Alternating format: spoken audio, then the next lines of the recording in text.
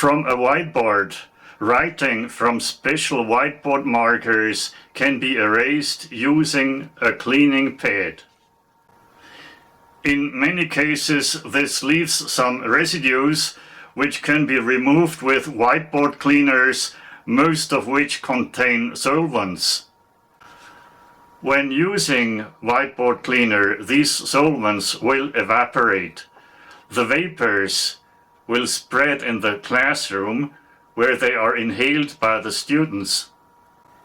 Here I will demonstrate that whiteboards can be cleaned using a spray bottle and ordinary tap water. One simply sprays some ordinary tap water on the writing. Then one can wipe it clean with minimal effort. For this I use a sponge wrapped in household paper. The household paper used should be tear resistant. Water does not evaporate as quickly as the solvents in commercial products. For this reason, the whiteboard has to be dried with household paper.